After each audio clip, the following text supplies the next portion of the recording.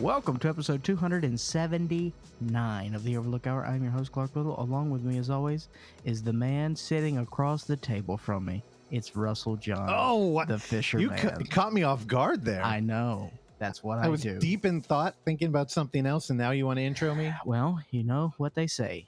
The squeaky wheel gets taken off. I and wish. Replaced. That's my whole work career, my whole life. It's like, man, they're bitching and they get their way.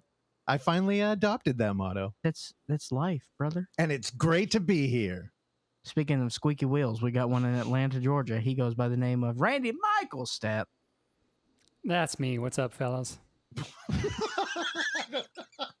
What are you doing? Just hanging out, man. Had a good morning. I went on a little run, and then I had some coffee. Then I went record shopping and book shopping, and had a panini. And now I'm sitting here talking to you guys. Did you swallow? What? The panini? Yeah, it was good. Randy, can I tell you something? Not a huge panini fan. Yeah, I can get that. This one was all right, though. What did you get on the panini? It had like prosciutto and mozzarella and tomatoes and some sort of greens. Any sort of Probably like some olive oil or something. Okay. It was good. What kind of bread? It was on a ciabatta, which I think is kind of standard for panini. Okay. I do like a ciabatta roll. Love a ciabatta roll. But I don't know. Russell, how do you feel about the panini? I don't like it. I don't either. Yeah. And I think what happened with me is because when I was in college, I didn't start cooking till I was like well in my 20s. You got panini trauma? Yeah. Because I only cooked exclusively for like the first 4 years of me living like on my own through the George Foreman grill. Okay. Yep. And I think that I got toasted with the panini press, dude. Dumb. When I think of a panini, I think of Steve Brule from Tim and Eric. He had that one like panini bit. Other than that, man, I fucking hate him. I ordered him once at like a Greek restaurant or something, and I was like, "What the hell? What's going on here?" Not a fan. Yeah, I'm not a panini guy. That's it. All right, we'll see you episode 280. All right. You're anti-introing the engineer. Who was the engineer? We got three now. Good point. Oksana, what's your title? Producer. Okay, there you go. All right, a producer. Duh. Oksana Valerian. Duh. Okay, Oksana, say something witty. Our very cantankerous producer. There you go. Oksana Valerian DeVoe. All right. Now talk in a witty fashion about something you did last week.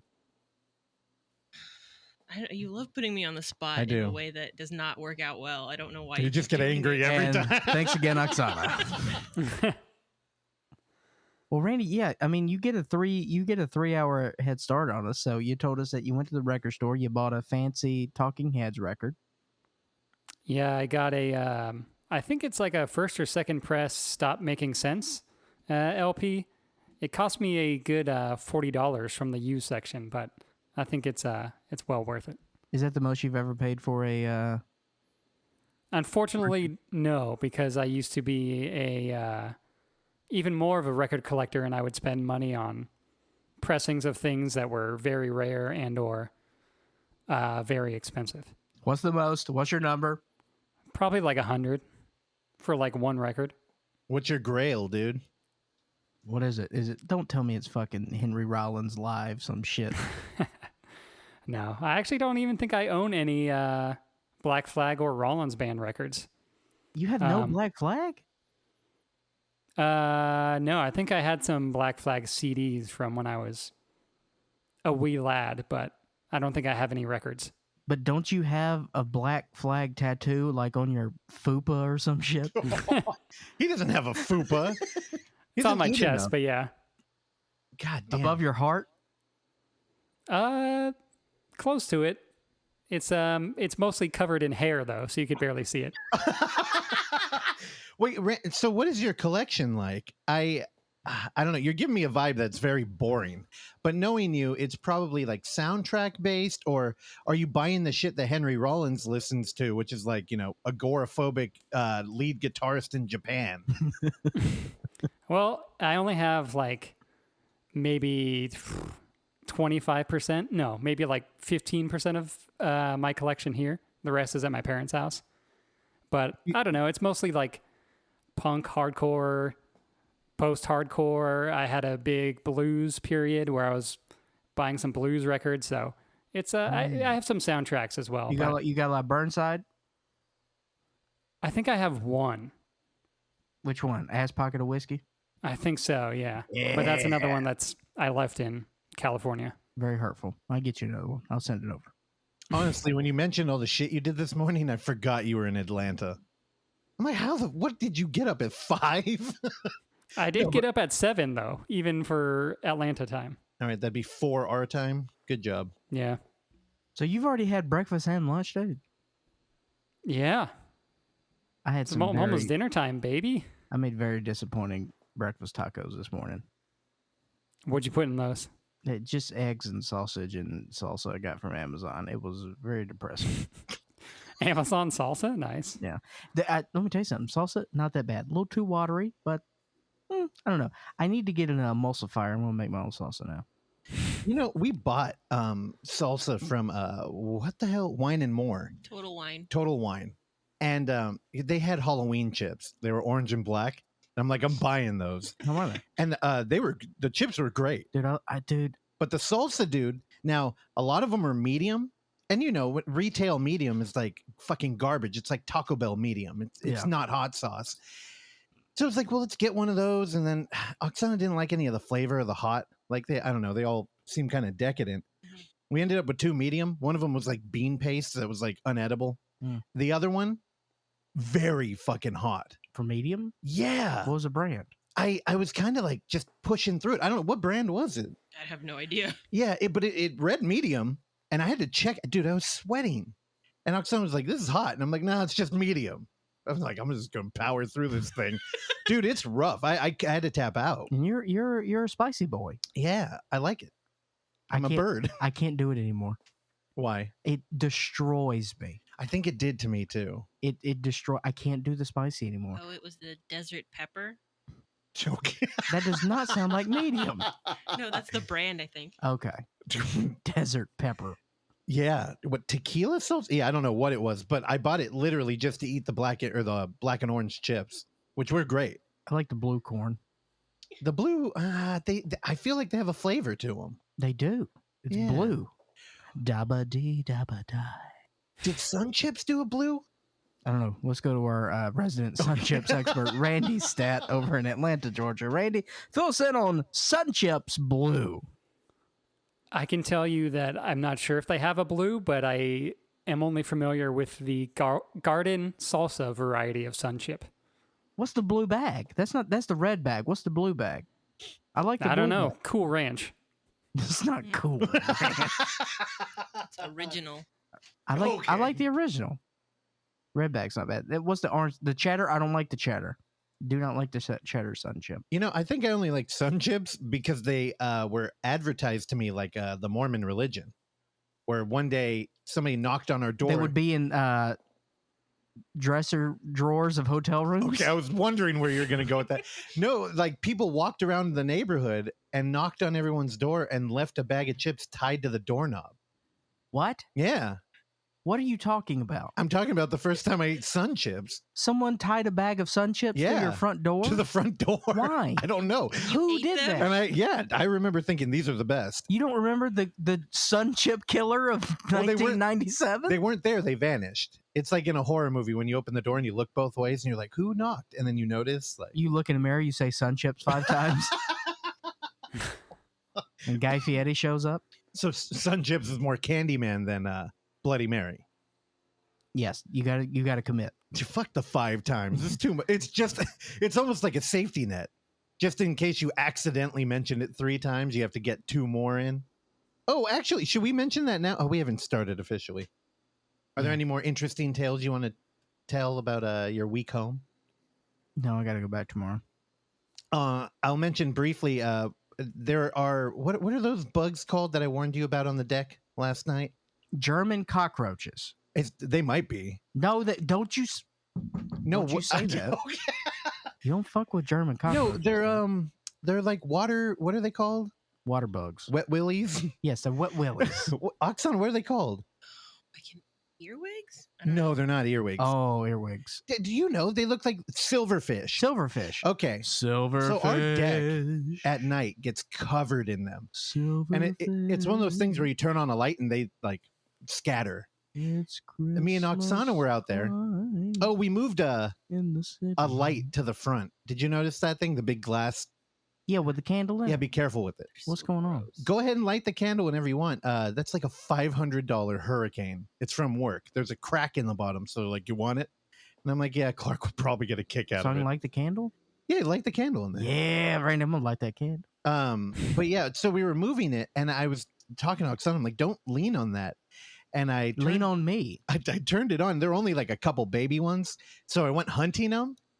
There was a giant spider that did not have a butt. What? And I like screamed. if I was a spider.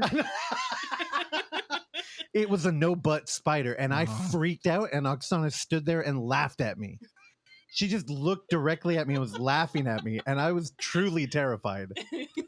A lot of the arachnids do have a apple bottom jeans. Yeah, well, it's more tarantula than Black Widow. And it was big. We got scary. A tarantula. And I knew I'd try to avoid that word. No, it was what you describe it. A wolf spider. I mean, was it hairy? No, it wasn't hairy, but it had really thick legs. It looked deadly. It looked like it was going to kill me. Okay, thick legs, screamed. No butt. That's me, dude. As a spider. Okay, your cousin came over, and man. I didn't expect to see him there, so I screamed, and Oksana just laughed at me. I want a butt. All right. You got anything else deprecating and interesting that you want to share? Well, I mean, we'll see how it goes. Nothing up top. All right. Are we ready to start then? Bring him in. All right. I should have sat with you and figured out like an intro for him, because we have like a prolific filmmaker fly out every week to timestamp our show so nobody's confused. Actually, it only makes it more confusing because it's released days later every time. For a bit that everyone enjoys. Yeah, and I mean, he comes, he shares wisdom, a word, often seems a little confused like our president currently, but we love him. He's the director of Dune and PlayStation 2, the third place. Come on in. Oh, that's not the right. Dummy. Oksana, you fucked it up. You're the engineer. David, come. Why does he wait outside? Like, why do I intro him and then he walks smokes? in? You won't let him smoke in the house. Okay. All right. Well, come on in. Good morning. It's September 25, 2021, and it's a Saturday. It seems like we just had weekend projects 10 minutes ago. But here they are again. And the weekend projects are great projects. And I hope you all have a great time doing them. And they go very well for you. Everyone, have a great day. Dude, I think I fucked him up. I played that intro music. I think it caught him off guard. So I guess this is our weekend project? Probably. Well, you never thought of that? He said it before. I know. I can't figure out if it's going well. I guess not. Oh, was he taking a shot at me because I played the wrong fucking thing? I think so. He's a dick. I think so. We're not paying for his flights anymore. Yeah. All right. Well, what do we do now? Oh, yeah. The other button I was supposed to hit before. The TBR report. All right. Last week, I had a total headache, and everybody made fun of me because I took like 45 minutes translating Russian sites to figure out the background of oh, God, did I get the name wrong? Monkey, Ostrich, and Grave. Yes. Chicken, Mongoose, Rock. This week, Thomas took it easy on me. Oh, boy. So I'm going to go ahead and read from, Thomas, who we've been gearing up the Unnamed Footage Festival for 2022. Y'all been taking heroin? Yeah, we've been chasing the dragon, and I've been distracted. I'm going to try and in the future slow down on the podcast a little bit because I really want to ramp up this year. We brought Thomas on the team, and dude, his like jittery, no sleep energy has like inspired a competitive nature in everybody. So Thomas, I love you. You're the found footage adventurer. And he wrote this week, "Hey gang, this week I'm recording in wait. Why did I write this week? I'm recommending an original series called Dead of Night, available only through the Snapchat app. This show is completely made up of screen life shorts and are easily among the best out there." From IMDb. Dead of Night was filmed in 2019 to 2020. Dead of Night is the first I know. anthology film with the Great Gabot. Oh, really? That's the Great Gabot. Gabot's You're going to have to reset the Great Gabot at some point because I don't think anybody's going to know. Gabot. Yeah, it's a dummy. Actually, it's the first horror film with the ventriloquist dummy, right? Yeah. Yeah, the Great Gabot, which is an old retired bit you used to do on stage. Or is it? Never did. Never did on stage. Okay, from IMDb, Dead of Night is about a teenage girl who must escape a quarantined city full of zombies, armed only with her cell phone. Back to Tom. Timu. Oh, God. All right, give me a... I'm going to have to take a breath here. This name is a mouthful. Timur Bekmambetov produced it. He also worked on Profile and Unfriended. I know that guy. And my friend Taylor had done the cinematography, so I had to check it out. And I know Clark will love this. All of the episodes are only a few minutes each. Love it. Dead of Night isn't the first found footage series to be released by Snap Originals. VHS actually had a series come out like a year ago, too. He mentions, for those hesitant to download Snapchat and think the deep state shadow government elitists are trying to compromise their personality identifiable information, but really want to watch Dead of Night, then you're in luck because you can check out a 4-minute pilot episode on YouTube. However, the rest are only made available through the app itself. Enjoy. All the best, Thomas Burke. Now, this show, like he said, you have to download Snapchat for it, which we literally did. At one point, we had an Overlook Snapchat. You have to download Snapchat for that? Have you not been listening at all? Okay. So you download Snapchat, and then how do you find it, Oksana? You just search Dead of Night. Okay, and it'll pop up. And they have a couple of shows on there too. They have a lot. Well, he was saying that horror screen life shows. And dude, it's rad. Now at UF3, we showed a movie called 916_Spy by Houston Yang. You remember that? Nick Nordlinger, a buddy, brought it over. And the whole concept was that it's a movie you watch on your phone. Like it's made for the format of a phone.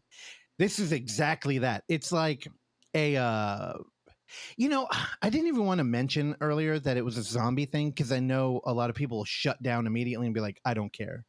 But that pilot episode on YouTube, definitely watch it. We'll share it on Twitter. But it opens up there's some pretty people talking over Snapchat. But then shit starts getting shared on social media of like weird and now it's like a zombie thing. But when I first watched it, it kind of seemed like, I don't know, Hellmouth opened up and monsters were just coming out. Like there were weird things happening while people were driving, like they were getting attacked in their car. There were screams in the night, so there'd be footage of people filming from rooftop. This has a huge budget, or at least it feels like it, and it's incredibly fast-paced. So honestly, I think Tom's right. This would be up your alley, Clark. You could watch a show while on your phone, and it would be the right thing to do. I don't do Snapchat. Snapchat's for children. You don't have to do Snapchat. All you have to do is be on it and then watch it there. I don't have Snapchat. I'm not all right. Then now here's the other thing. Rip it, put it on YouTube. I'll watch it. I watched all of season 1 with Oksana. Now we're like, whose phone? Who's going to download it? She downloaded it while I was talking about it. We decided, let's just go upstairs. We'll watch it in bed. Bad decision.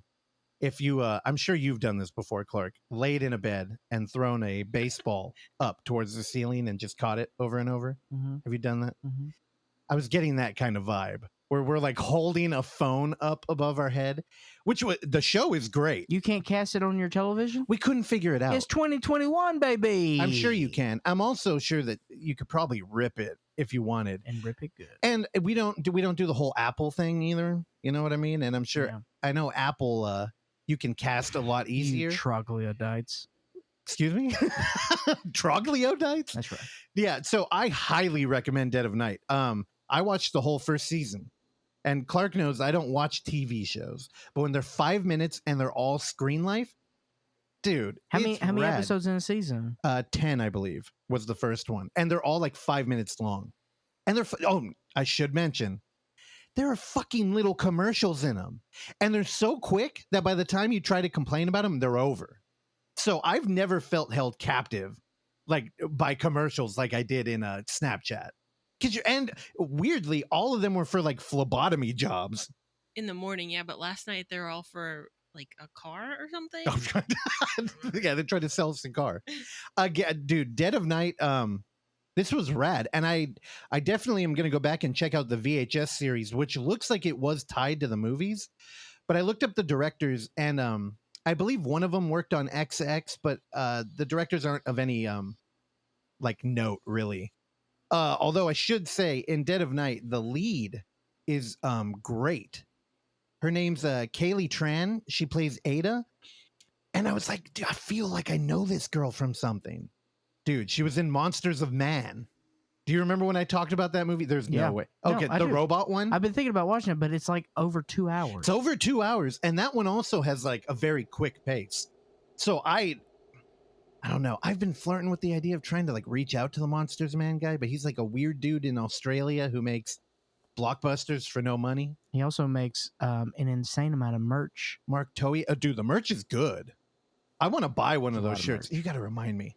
Yeah, but that's it, dude. Dead of Night was great. And yeah, thanks for taking it easy on this week, Thomas. This concludes the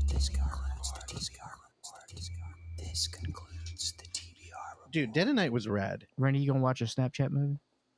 No, I'm good. But it's not a movie, it's a show. Randy, you gonna watch a Snapchat show? No, I'm good. Okay. Randy, you're the most millennial out of all of us, and you won't get on your favorite app? Is that true? By age only, or? Yeah, by age. I don't know, man. Do millennials fall asleep at like 8:45 or 9 p.m. every night? With crippling depression, yeah. No. That's me, baby. It's just a healthy person. Didn't you hear all the emo records he has? Dude, I didn't go to sleep till 1 o'clock. Then I woke up at 3 with crippling diarrhea. Yeah, I had too much dairy last I don't night. get it. You act like you don't like that, but you do. You love nothing less than a bowel movement. Or nothing more. Well, it depends. I have not woken up in the middle of the night in probably 5 months with this sort of gastric situation. So when it does happen periodically, it does kind of Yeah, you like it. help me feel alive. Oh my god.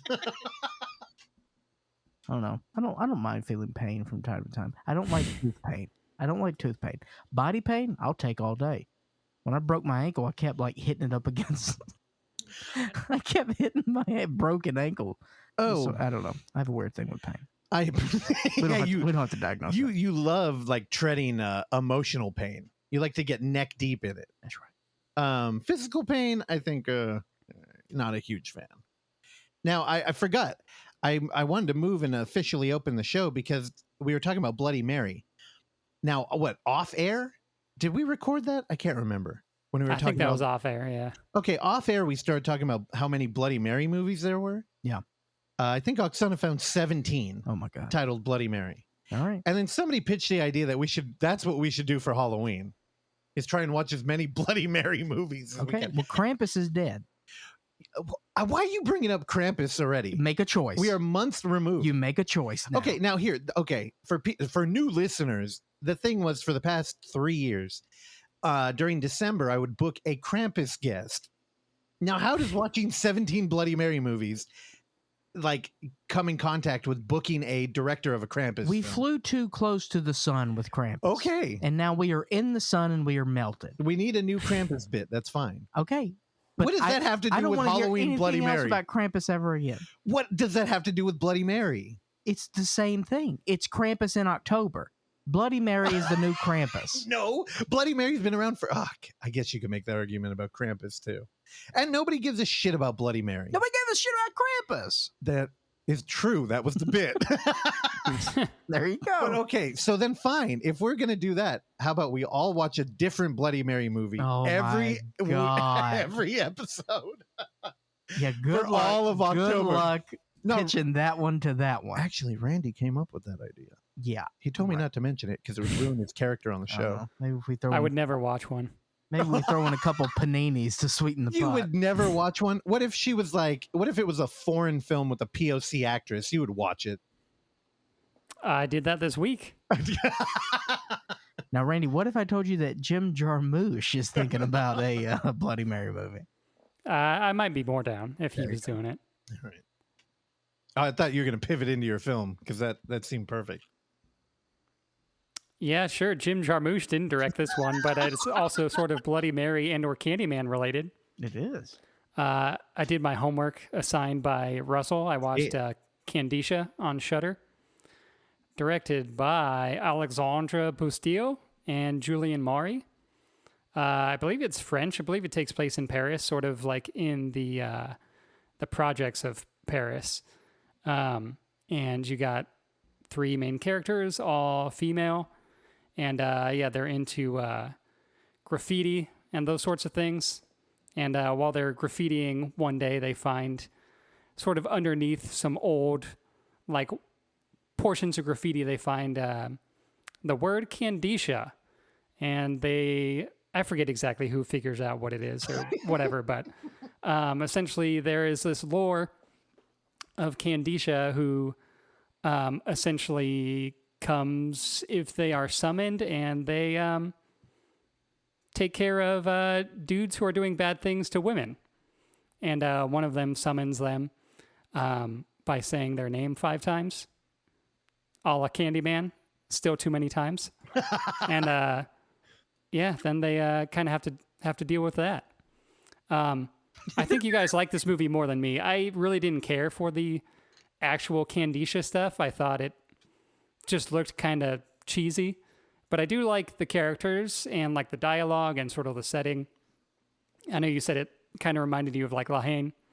Definitely agree with that. There's a lot of like hanging out on the roof of the projects and just like cool cinematography and stuff. So I kind of wish there was more of that, and kind of wish it was, I don't know, less of a horror movie. Like, I don't know, it wasn't really that effective for me, but it was, I don't know, it was a decent watch. Yeah, I totally just wanted you to watch it because of La Haine. It's really a weird crossroads you end up with there, because it's kind of like a, I don't know, mid-level American horror movie mixed with like an artful French drama. Yeah. And they really like collide in that. I really like how it looked. That opening establishing shot. Oh yeah, was great. Yeah, I was talking. That's a cool use of a drone. Yeah, because normally, you know, drones they imitate a helicopter, and you know, a helicopter would just be up in the air, and it's like you can't get that shot otherwise. But this drone flew like low enough to be uncomfortable. Like you couldn't have taken a helicopter there, and it was right next to one of those like those giant monolith projects. And I really like that opening shot. Randy, I knew this movie would play that way for you. And yeah, I just wish they like would have done more with like the setting and the characters rather than having it be like a mix up between La Haine and like it could have been a little more like political, or just kind of like deal with like the setting and stuff. And it kind of just felt like they just set it there, but I don't know. Didn't really. It would have been interesting if they went kind of like more into that and less into like the like lore and mythology. Yeah, it's funny because they're actually almost like pointedly not political. Like the film, the 3 girls, like one is white, one's black, and one is Middle Eastern, and the first dialogue is like them being racist towards each other, and then they're just like, "Yeah, we're friends," and they move on, and then literally, the black lead is walking home. She stops walking to tag a like pillar of a bridge or something, and a cop rolls up behind her. And you know, I've been so trained by American films that I'm like, oh, here we go. Like in minute 5 of this fucking movie. And even after they had been so pointedly like casual, like kids are, like, oh yeah, we acknowledge that we're all a different race, but like it doesn't actually bother anybody. And then the cop rolls up. He's a white dude. And he's like, what are you doing? Go home. And she's like, yeah, okay.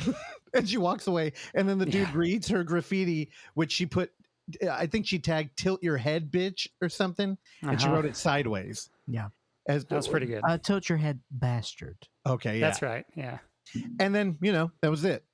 And I'm like, wow, what are we doing? Like, this is almost like anti-Lehane, where Lehane is all about, like, the turmoil in the projects there. And then you're right, Randy, it turns into a, like, creep show type movie, which I was hoping you'd be a little bit on board for, but the CG fire lost you, huh? It was pretty short, but it didn't necessarily lose me there. I don't know, like I wasn't like in suspense really with any of the Kandisha stuff, and I thought it just kind of looked like a person in a costume, like they didn't really do too much to kind of make it, which maybe that was the intent, but I don't know. It Randy, didn't look like otherworldly. Did you not watch the third act of the film? I did. I don't know. To me, it kind of just looked like there was a person in a costume. She tripled in size. All right, we're gonna move force perspective. It looked cool and stilts. Russell, did I not say out loud? Yeah, I said I'm scared. Oh, Clark was narrating the whole fucking movie. I believe when the girl tagged the wall, he went, "Oh, that's cute, honey." You were very like, I don't know. You're a little stingy. I only watched Kandisha because you watched Inside. Yeah. And I looked up the director's thing and I wanted to see his newest film. Or again, it's a director team. Alexander and Julian, they direct and write everything together. I don't know why I keep saying it's only Alexander. But their new haunted house movie, Underwater, I really wanted to watch. And this was the newest thing they had done. And it's interesting. I hadn't thought of Randy with the incredibly CG fire scene, but I did think of you, Clark. And I thought you would have a similar experience I did, where you come off of like Inside and you're like, oh, this is going to be brutal. And then you watch that and you're like, what the fuck happened? But then you get into the third act and there are a couple kills in there that are like jaw dropping. Oh, dude. And also, yeah, Randy, I don't know. I do think that, yeah, in the beginning it was explained of like she would kill 6 men, but I don't think it had anything to do with their moral character, because if we look at the men that were killed in the film, they ranged from all over the place. It was men associated with these girls' lives. So it went anywhere from friends to boyfriends to baby daddies to fathers. Yeah. And so on. That's and so true. forth. I thought they kind of explained that in the mythology, though. You should have air quoted right there. I know we're not doing any visual medium, but I felt it. And Russell, you said that, there was one particular kill we're talking about that was brutal. Yep. And you said it was a build, but at that point in the film, it didn't feel like it felt inconsistent, because there just was weird. The first couple kills were they were strange. Well, we had the bonitis kill before it. You remember that? Yeah. Which was definitely a ramp up. That was, yes. Yeah. Before that, the roof drop kill was just strange. Again, so Kandisha's on Shudder. I highly recommend you go watch it. It's only 90 minutes, not a big commitment. And if you're a fan of Lehane, it's worth it for that alone. But so in the film, we open, there's a confusing kill where it's like, well, did she even kill the guy? Then we go into terrible CG fire. And then I believe we move into like territory of the bonitis, a la old style twisty. And then we end up with the like full screen. Actually, it was like a wide shot. Dude, I love the way this movie was filmed too. Yeah. There's so many interesting locations in here. Like the Monolith project that's abandoned. Oh, Randy, you should have been in the room with Clark. He was just like, no. And then he went into some story about how you used to hang out under a bridge. Yeah, don't worry about it. When you were 14, you and some other hooligans? Me and Anthony Kiedis. Okay. Oh, the movie actually, when I was watching it with you, it reminded me that we used to break into like what we called a haunted house too. Yeah. There was an abandoned house that was covered in graffiti. And we used to hang out in there. And I think, God, how old was I? I was in middle school. Did you have parties in there? No, but I remember the one fear I had was what you were articulating during the movie, which was the scariest thing would be coming in here and there's a person in here, like somebody who's just, living or hanging out in this dilapidated building. And but that monolith was what a terrifying idea. Randy, how did you spend your misspent youth? Did you hang out under bridges or abandoned homes and play with your tech decks and whatnot? Just tech decks, no abandoned buildings, really. Yeah. What did you think of like the 3 virtuoso graffiti artists? I don't know. All that stuff was cool. I didn't care for the horror stuff. Oh, really? That made me roll my eyes. So the girls, they meet in the abandoned monolith, and they have you have to go down a maze, remove bricks from a wall, climb in, find their hidden catch of spray paint, and then they go into a room where they dance and eat food and tag the wall. Yeah. And there's a reveal after there's honestly, watching those girls interact was a ton of fun. And that, Clark, I know you haven't seen Lahane, but that's Lahane. Is Vincent Cassell and his buddies like running around and fucking around. And when they walk away from that room, they admire their work, and it looks like a photoshopped perfect portrait of like somebody's parents, I'm guessing, right? I don't know, some happy couple that made me sick. Yeah, it was the girl's parents who had died. Who died? Okay, and it looked like too perfect. Then they leave and they go to one of the other girls' house, and she makes the comment, "Oh, here's Dad coming home in his company car," which is a bus. Yeah, and on the side of the bus is a perfect, like full bus size graffiti art again. And she's like, "Should we tell him that was us?" And I'm like, "Oh, you're killing me with this shit." But I think that's all they do. I like that dad. He was a good dad. The dad was one of my favorite characters in this movie. And he didn't have a great end. Man. Randy, what'd you think of that part?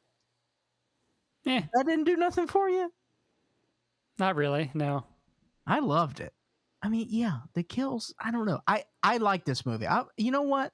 I had fun. 4 stars. I think there's a lot of social commentary in here that is kind of overshadowed by the like fun horror, because clearly they're articulating a race relation. So one of the things I love the most is Candyman, the film was turned into like a Cabrini Green tale, and it's kind of like outside white people reporting and investigating in urban folklore. Well, in this movie, it's a bunch of people who lived in that neighborhood had uncovered like a folklore that wasn't necessarily tied to any of them. Like, I'm sure the Middle Eastern girl might have known, but like, it was like foreign. I don't know. It felt more dangerous that way. Because again, our white lead is the one who draws a pentagram in her blood on the wall to summon the half camel, half supermodel lady. Well, when she wants to be. And also, when you were mentioning that she killed men, but not based on their moral conduct, she honestly was more of a were-camel, where, the original idea of a werewolf was that they kill the ones you love. So if you turn into a werewolf, you go after like your wife or your daughter, which is why you don't want to be a cool, like ripped wolf man. Also, not that Letterboxd is the source of truth, but it does say it was Moroccan folklore summoned by women to exact vengeance on men. Yeah. That's the synopsis. Well, I mean, she did. And she wanted that demon to kill her attempted raper, her ex-boyfriend. Yeah, but then how do you explain other ones that happened that potentially aren't related?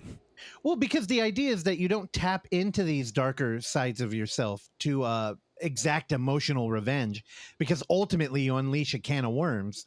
So even though, the one dude got it, which again, now that we're talking about it, makes sense why his death was the most unsatisfactory.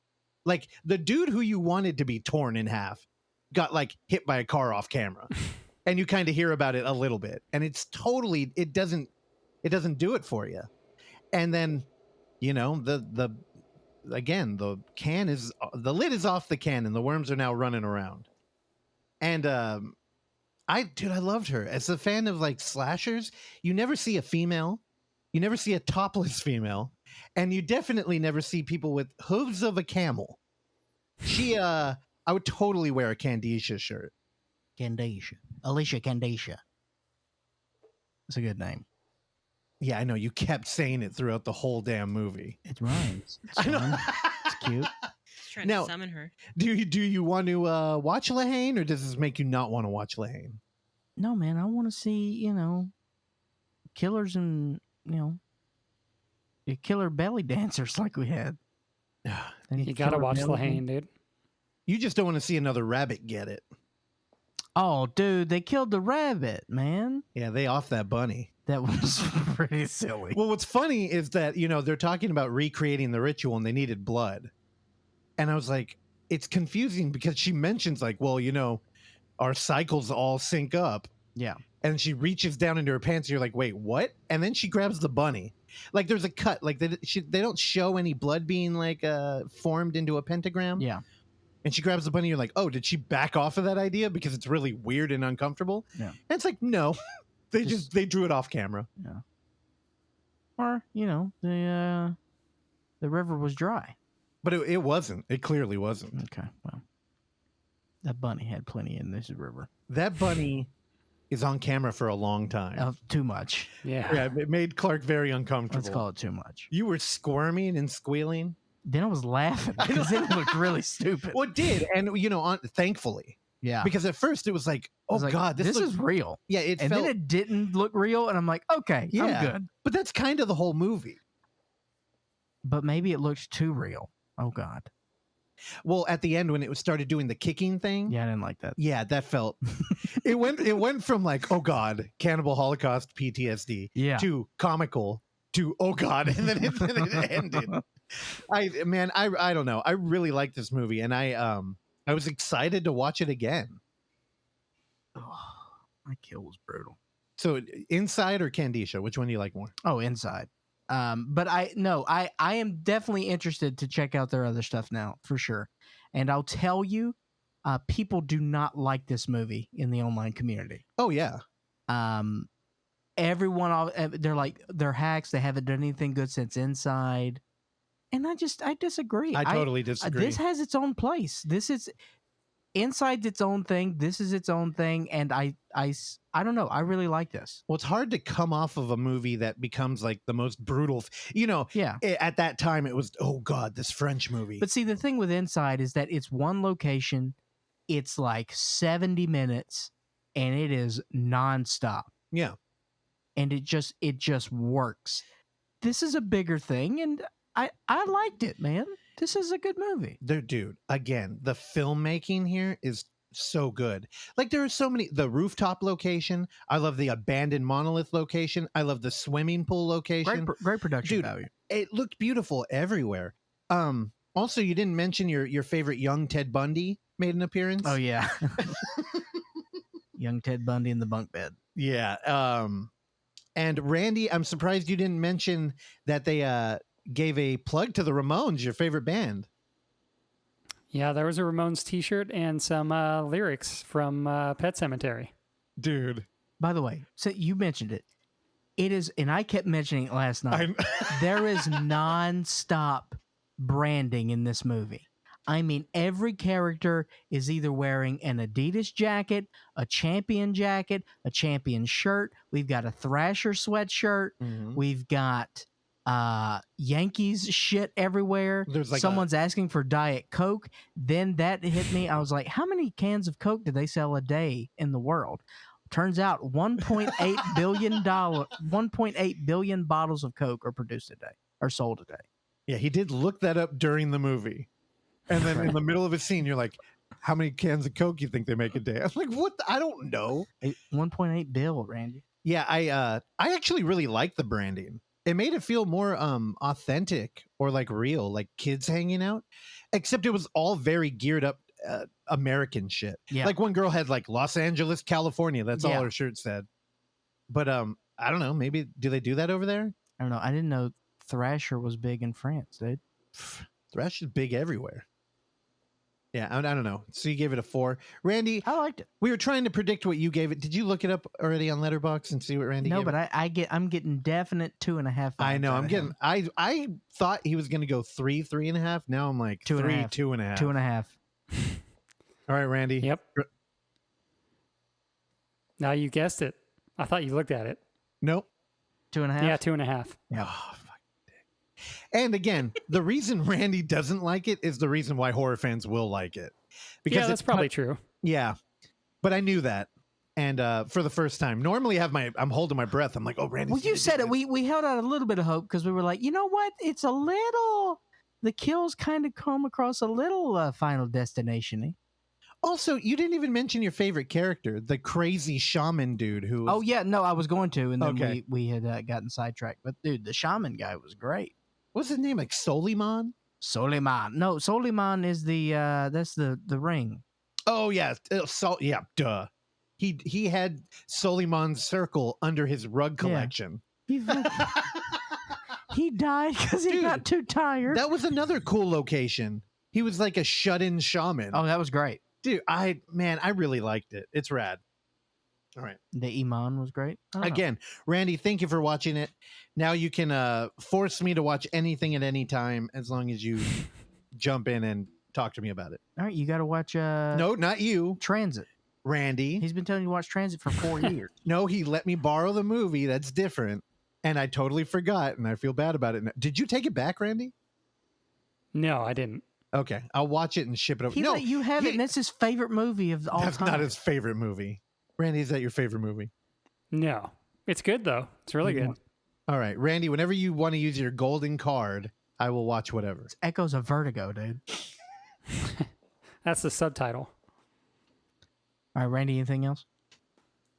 No, sir. That's all I've seen. Oh, I forgot. I also mentioned we were going to do Kandisha and The Hill in the Hole. But then I realized that I took so long to get around to it that it had been 2 weeks removed for Randy. And I watched it, and I didn't have a whole lot to say about it. It's good. I recommend go listen to the Three Friends podcast. They get into it.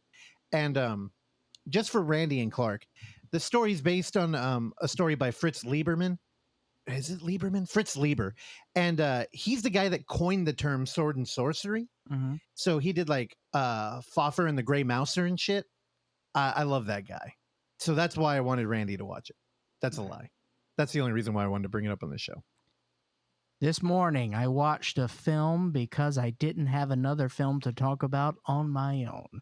Russell and I will be joining shortly here regarding a film that we watched last week. But before we get to that, I want to talk about a movie that I watched this morning because I did not want to spend my time with you, my friends, and you, the listener, with a television show that I watched the entire last season of in, let's call it, less than a day. Ripped through it. 8 episodes, just boom. We don't have to worry about season 4 of Goliath, the final season of Goliath, starring Billy Bob Thornton. I feel like you're more excited about getting through it than actually watching it.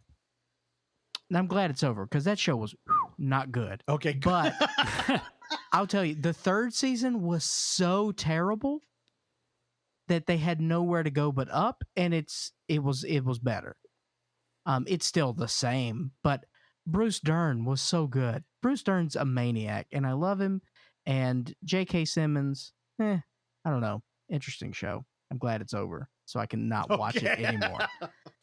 So I decided that I was going to watch a film. I had no idea what I was going to watch. I was perusing Amazon, and I was going through the rentals page, and I saw a film that I have kept seeing the picture of, a film called Wild Indian from this year, from director, writer Lyle Mitchell Corbine Jr. 2 men learn to confront a traumatic secret they share involving the savage murder of a schoolmate. This film, it opens up in the 80s in Wisconsin, in rural Wisconsin, dealing with some young men that are Native Americans. And we've got 2 main characters that we follow, Makwa and Tedo. Makwa and Tedo They are first cousins. They are Native Americans. And Makwa comes from a very troubled home, so much to where he is sitting in his living room, and then a young father-ish figure comes into the room and says, Makwa, I don't want you in the house. Get the fuck out of the house. And he throws him out of the house. And then his very young mother's like, yeah, Makwa, get out of the house. What? Very sad. And Makwa and Tedo spend their time getting abused by their parents and shooting things in the woods. Oh, tight.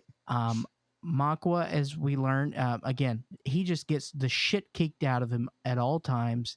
He's a very sad boy, but he's very smart.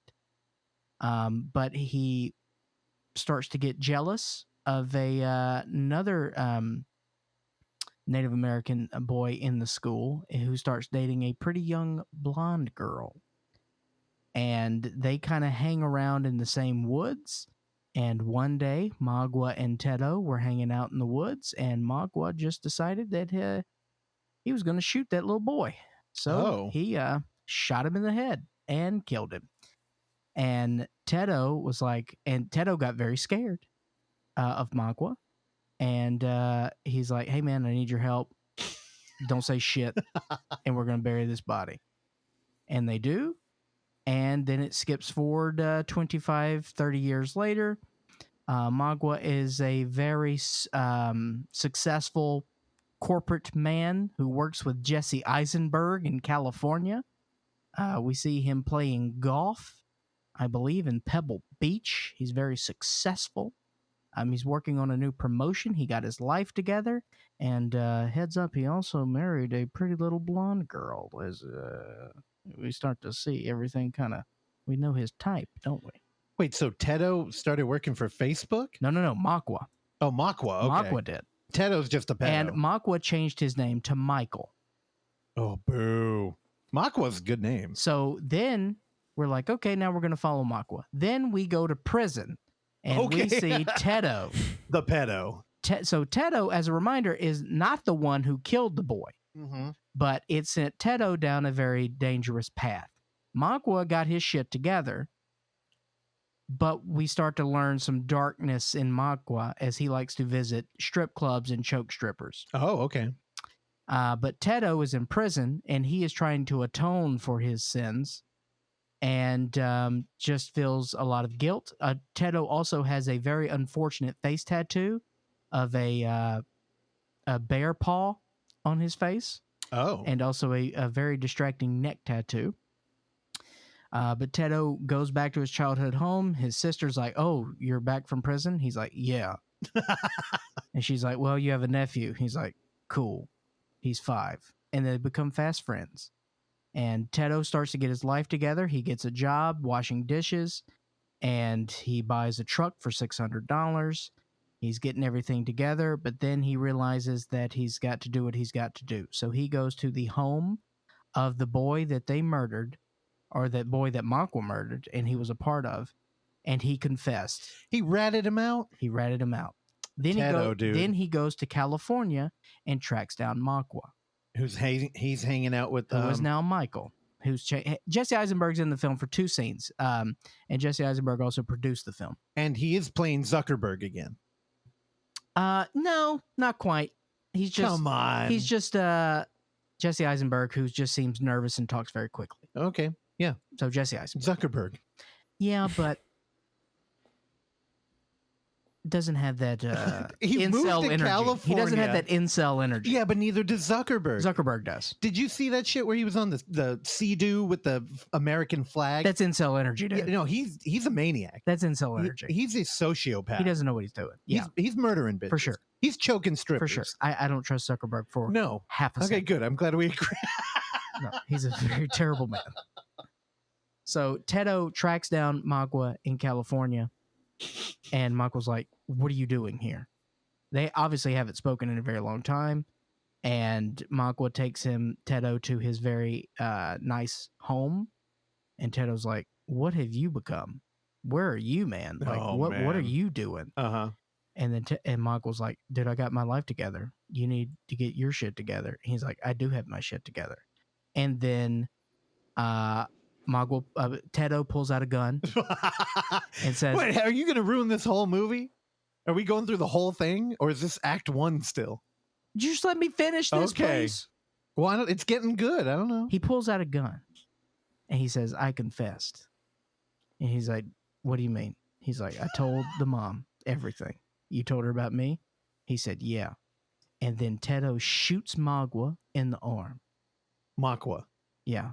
And then Magua's down there on the ground. He's bleeding. Tedo is shocked. He puts the gun down on the table, walks away.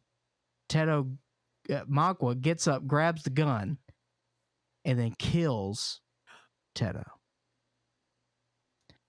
So now, Magua's got to go back to Wisconsin because now the mom starts squeaking. The mom saying that Tedo came to her house, told her about him killing his son with Magua, and now Magua's in the middle of this murder investigation. So he goes back to Wisconsin. He goes and visits the mother who has become ill, and she is in the hospital. Then Magua makes threats and holds a knife up to this dying old woman's throat and says, if you don't shut the fuck up, I'm going to come back here and I'm going to fucking kill you. I don't know anything about this. You don't know me. I don't know you. You squeak and you fucking die.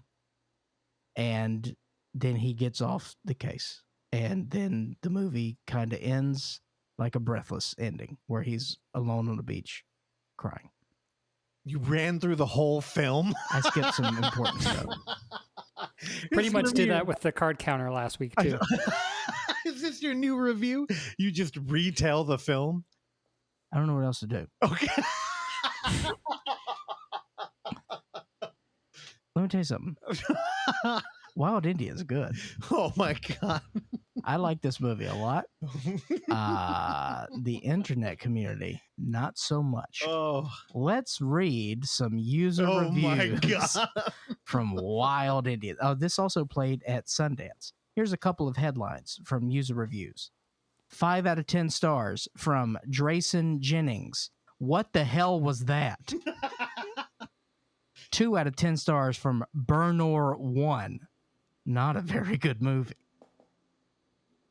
From Stephen Beard, 5 out of 10 stars. Who is this movie for?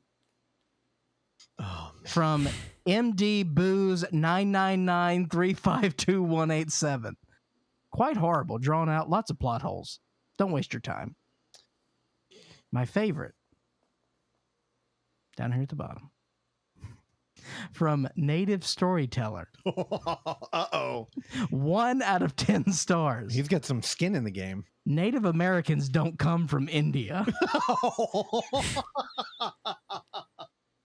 Yeah, missed the complete point of the film. What the fuck? No, honestly, you know what kind of vibes I got out of this? I got a little bit of a very dialed back, not quite as an epic as The Place Beyond the Pines, but we're dealing with very similar tones here.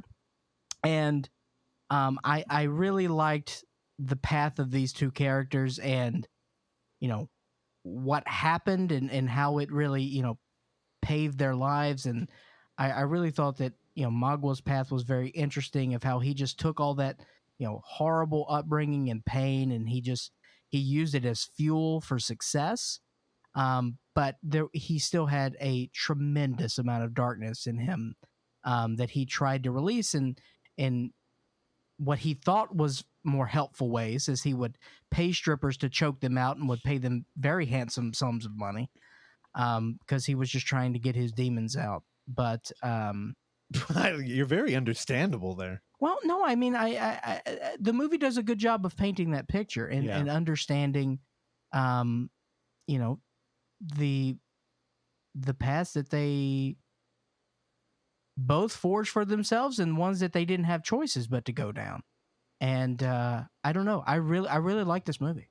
Would you recommend a friend, like if he came to you and was like, dude, I'm feeling really dark, man. Like I'm going to do bad things. Would you be like, go to a strip club, throw him a little bit more money and just choke him. It's a consent. Okay.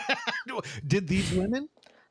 He paid them a large amount of money. Did they consent though? He told her what he was going to do. He said, "I'm going to choke you." Yeah, and she's like, "All right." She's like, "Okay." And then it happened. She's like, "You almost killed me." And then he threw her like $1,000. And she, "All right, give me another grand." I mean, what are you gonna do? And then she went home, took out her tampon, Wild Indian, and summoned Kandisha. Really liked it. Check it out. Available on iTunes. Again, Kandisha's half camel. So was Wild Indian. He's not half camel. I don't know. All right, Russell, your go. My turn. What should I talk about? I don't care. When you told me to talk about this movie, you should have remembered that I can never remember the title to this movie. You want me to kick it off? Oh my God, help me out. What's the name of this movie? Silent Rage. Silent Rage. So I was listening to Tarantino, my new godfather of film. I love Tarantino. I have all his movies. They're all signed. They're all framed in shadow boxes. And I try to live my life like I was a lead in one of his films. No, you're the biggest Four Rooms fan I've ever met. Oh, dude, I love a fucking Four Rooms, dude. No, so yeah, I was, I think when he was on Rogan, they were talking about like Bruce Lee. He was talking shit about him. And then Chuck Norris came up and somehow they mentioned Silent Rage, which he described as, Chuck Norris versus Michael Myers. And I went, yep, I wrote that down. And I'm like, we're going to resurrect the barbecue thing we used to do. And we're going to watch this movie. But we didn't do that. And we just watched it anyway. And dude, it was great. It literally, like, you might be wondering, what does that mean? Michael Myers versus Chuck Norris. It's literally a terrifying tall dude who doesn't verbalize at all.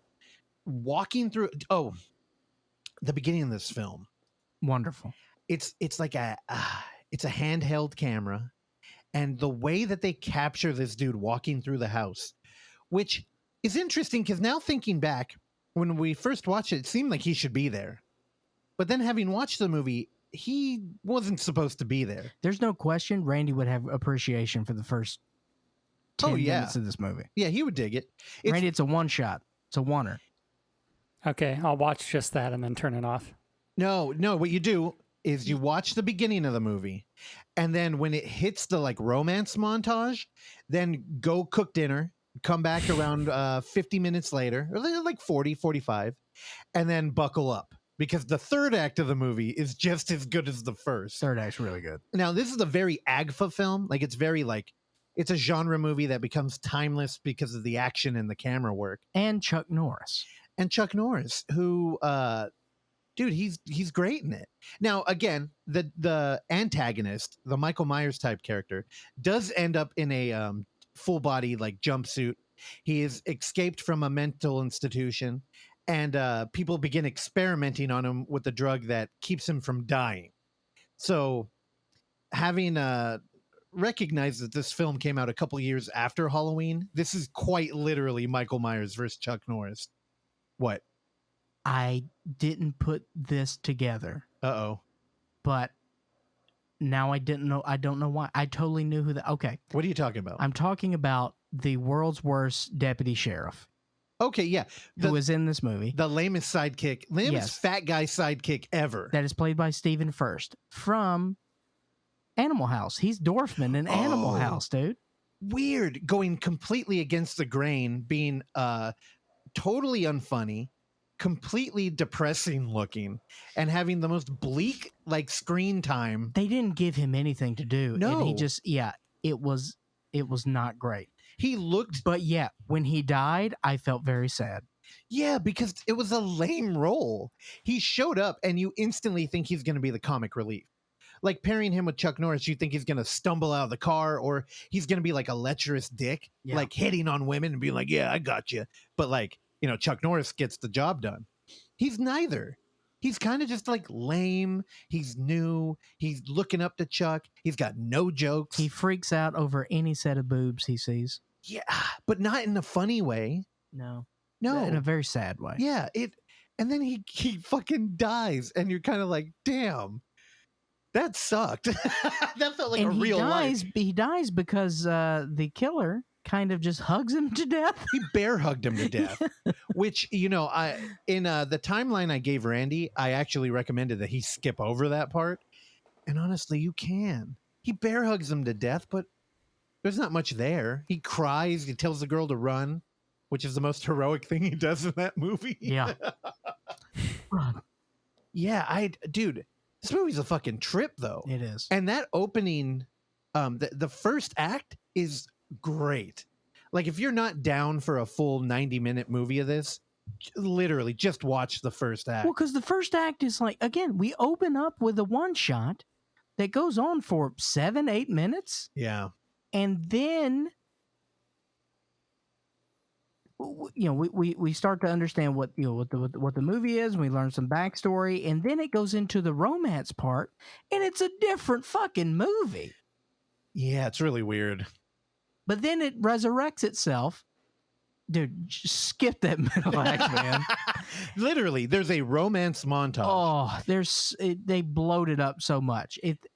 God, they could have made this a nice, lean, 75-minute movie. Cut out some of that bullshit. Yeah, well, I mean, that beginning crawl where the dude is walking around the house, you know he's going to do something bad, and there are children playing. So there's like a chaos in the air. And he's kind of like methodically moving through it. And then you lose him at one point. And then he's shooting out of, what was he in, like a doghouse? I'm remembering it as a doghouse. It was probably like a tool shed, though. And he comes back into the home with an axe. And dude, it's amazing. Then from there, Chuck Norris shows up in one of those moments that only can work if you have an actual movie star, where when he shows up, you don't need any introduction. You're like, oh, that's Chuck Norris. He's going to beat the shit out of this guy. Yeah. And the camera follows him looking for him. Like, I normally don't like it when a film will switch perspective like that. But dude, I was completely invested. Then, you know, when we're done there, we have a scene at a bar where a bunch of bikers are hanging out. Yeah, the biker subplot was just strange, dude. It felt forced, but it was fun. But it was fun. Dude, that was a lot of fun. And then in the third act, now this isn't really ruining anything. If you're coming into this movie for story, I apologize. Yeah, but what are you doing? It's Chuck Norris. It's Chuck Norris, and the way that he dispatches the villain. I won't get into like the fight or anything, or you know, any of that boring stuff. The way he dispatches him is he throws him down a well. Yeah.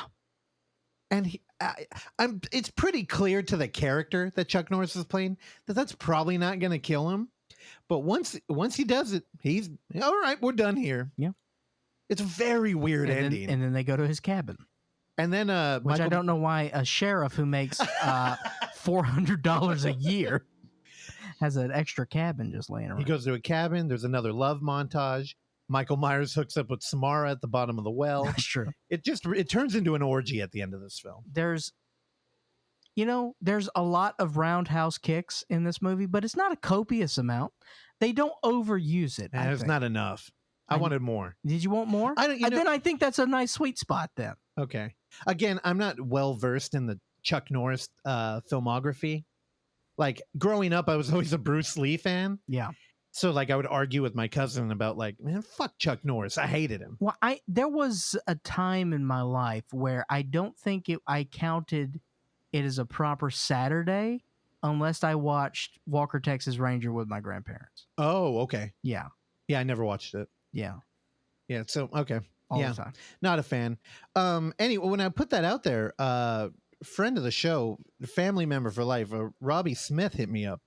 And he was like, well, have you watched 10 to Midnight? I'm like, what the hell is 10 to Midnight? And he's like, dude, it's that movie you watched, except it's Bronson. I do like Bronson. Yeah. So 10 to Midnight is an LAPD detective and his rookie partner on the trail of a psychopathic young man who is murdering young women. I love old action stars. Yeah. So like Lee Marvin. Come on. We gotta do another Kung Fu Barbecue. All right, let's do it. Let's vet this movie. Here, I'm going to put it up on the screen so you can see that poster. But let's watch 10 to Midnight, and then I know I need to watch more Bronson movies. You know, honestly, I think that's a good poster. What the fuck is our Neon Slime movie? That would be a great triple. Oh, of course. What the hell is that movie? It's not called Neon Slime. Vice Squad, dude. Vice Squad. Thank you. It's every time I even approach a thought that has to do with that movie, the theme just takes over my whole inner consciousness. If we do sort of a movie marathon day, like, fade into black, dude. dude. That theme song is so fucking good. Neon Slime. Yeah, dude. Vice Squad. That's your headliner. Vice Squad. You can't follow Vice Squad, dude. I don't. Yeah, you don't think Chuck Norris? Yeah, you open with Mr. Chuck Norris is fun. Vice Squad is a lot of things, but fun is not the first word that comes to your mind with Vice Squad because it's vile. Here you go. And it's insane. Now, everybody listening right now, you're going to get a little behind the curtain look at what it's like to program an evening. So I think we agree. Silent Rage, not the best. But you open with that. You start off strong. Then the montage comes on. You say, all right, let's go cook the burgers. You know, everybody goes out there. We have fun. You bring everybody back in for the end. You get to see them deep throat Samara. I meant deep to make throat. Ew. I meant to make a French kiss reference. I don't know why I went deep. I'm sorry. I know. I apologize to all the parents with their kids listening right now. I should have warned you. Then we move into 10 to Midnight, a film we haven't seen. And then we get to do it together. We experience. But we got to vet it for no, we don't got to. Yeah, 100%. Robbie passed it to us. Robbie would not steer us in the wrong direction. Robbie likes that terrible Nicholas Winding Refn show. I do too. And he roasted me for not liking episode 2. That was the most long, meandering, like, what are we doing here? Like, it almost felt like Refn was like winking, like, you think you like this shit? That show stinks. Watch episode 2. And then we move into Vice Squad, which is clear. You know, what we need is one more movie. We need a Midnight there. We need for the hardcore cinephiles, like the last film. All right, we'll get it. Give me some time. I'll do some research. All right, let's. What's the menu gonna look like? Come on, right now. I don't even have a theme right now, dude. No, you got the theme. It's fucking the government. This is not kung fu, though. It's government security against slashers. All right, give me some time. Okay. You got another movie? I need a themed. No, I don't have another movie. I could barely remember the name of this one. No, but we need a menu.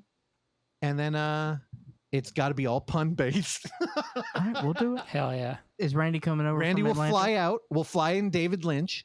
Although I'm still a little mad that he was trying to pass some shade off at me right there. But it will be fun. All right, we'll do it. Anything else? No, I'm done. That's you now. I know. I am excited. Yeah, I don't know. I've seen a couple, but I got some blind spots with old Charles Bronson. Okay, I thought you were thinking about the menu already. You're like, panini burger. And what was that movie that was a ripoff of Charles Bronson, but they got a Russian guy that looked exactly like Charles Bronson? I can't remember. I know Justin really loved that. Yeah, he talked about that a lot. I don't know. And that was from a guest, right?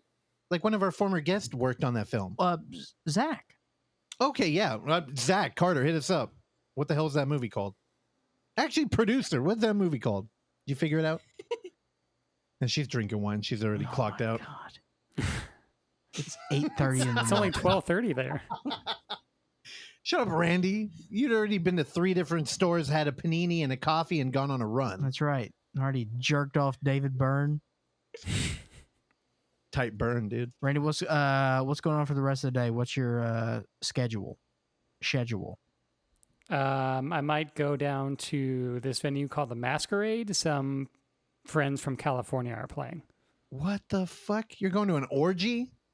Uh-huh. I'm going to wear one of those masks with the very long nose. Yeah, you're going to a Kubrick orgy, dude. Exactly. So yeah, I might go there, but I don't know. Besides that. All right. Well, I wish you nothing but safety and success. Thank you, sir. And any endeavors that you come across. No more paninis today.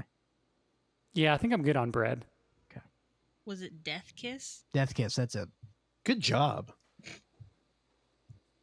You found that, even though you know what? You earned an intro next week. How about that? Yeah, and a review. You get to cover one of the Bloody Mary movies because next week all of us will be watching a different Bloody Mary movie.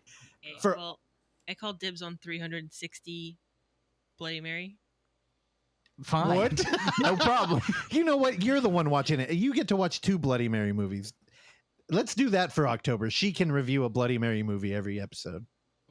Randy will just drink one live on air. I'm down. He'll have a virgin Bloody Mary. I know he would do some shit like that. No, Randy's a booze hound now. Nah, Dude. he's going to crush a Blue Chew in it. He's going to party that night. All right. Randy, take us home.